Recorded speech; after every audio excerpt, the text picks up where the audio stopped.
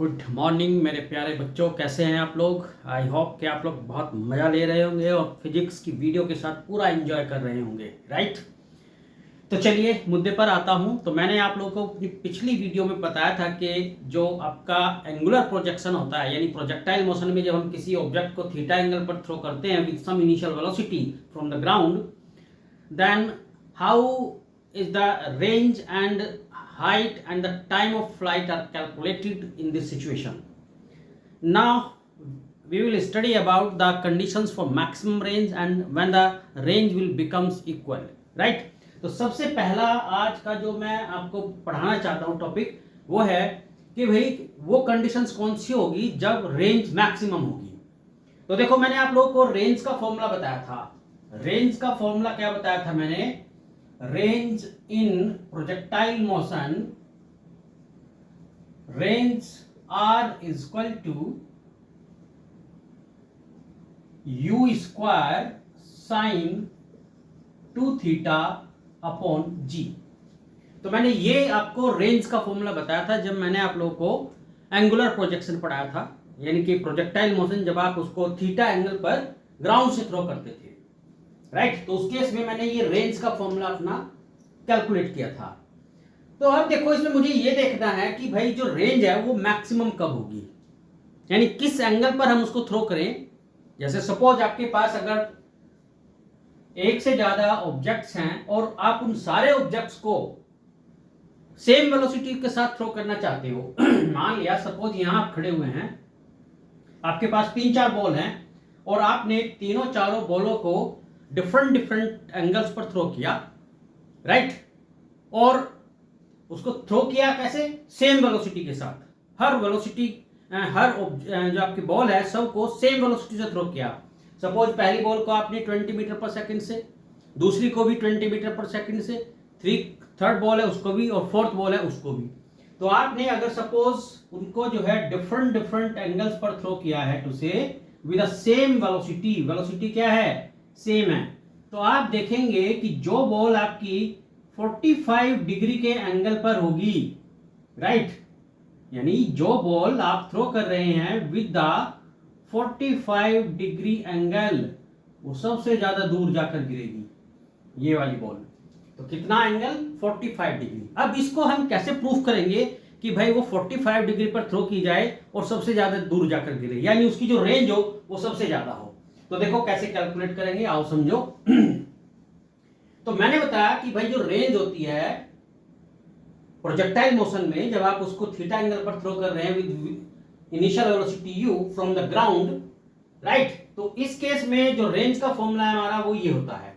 तो आप देख रहे हैं कि वेलोसिटी तो हम लोग यहां पे कांस्टेंट रख रहे हैं, वेलोसिटी को हम लोग कांस्टेंट रख रहे हैं। हम देखना चाहते हैं कि एंगल क्या होना चाहिए, एंगल क्या होना चाहिए ग्राउंड से कि वो सबसे ज्यादा दूर जाकर गिरे, यानी उसकी रेंज मैक्सिमम हो। तो हम लोग यहां पर क्या कर रहे हैं कि वेलोसिटी को हम यहां कांस्टेंट लेकर चलेंगे, यानी एक फिक्स वेलोसिटी के साथ हम डिफरेंट डिफरेंट ऑब्जेक्ट्स को जो है थ्रो करेंगे विद डिफरेंट एंगल्स। और या कह सकते हो किसी एक ऑब्जेक्ट को डिफरेंट डिफरेंट एंगल्स पर थ्रो कर रहे हैं with the same velocity u। तो अब आप देखो यहां पर, सो r विल बी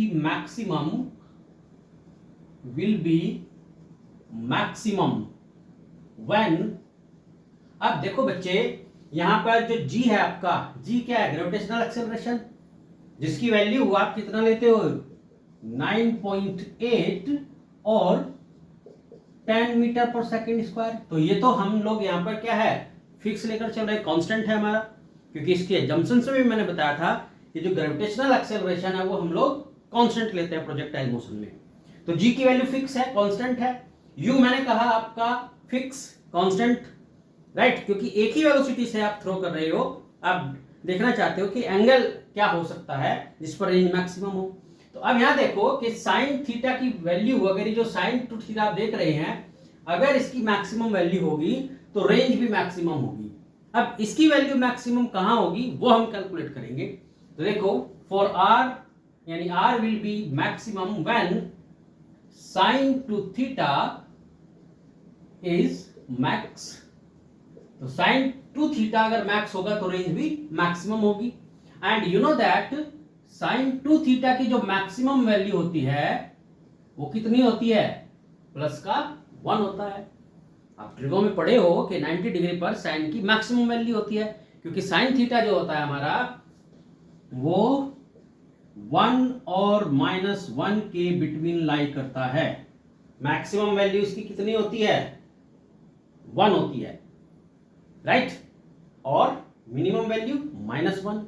तो इसीलिए इस केस में आप देख रहे हो कि भाई sine 2 theta should be 1, so implies that, अब ये 1 किस पर होती है, 90 डिग्री पर, मैंने बताया अभी।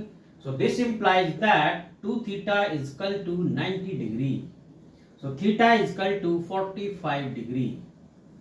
तो यानी अगर आप किसी भी ऑब्जेक्ट्स को, या एक ऑब्जेक्ट ले सकते हो, एक ऑब्जेक्ट को डिफरेंट डिफरेंट एंगल्स पर थ्रो करते हो विद द सेम वेलोसिटी, तो जब आप उसको 45 डिग्री पर थ्रो करोगे तो सबसे ज्यादा दूर जाकर आपका फॉल करेगा।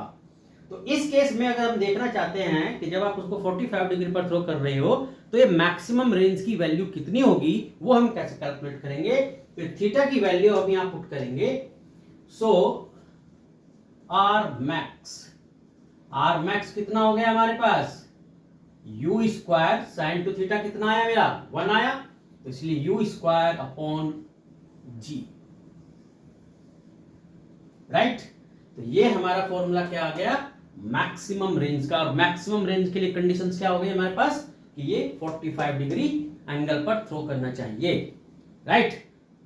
क्लियर है मेरी बात।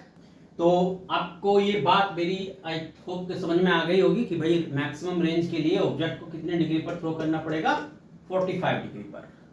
ओके, चलिए इसको आप नोट करिए। अब मैं आपको नेक्स्ट टॉपिक में वीडियो में अपनी नेक्स्ट चीज समझाऊंगा, ठीक है।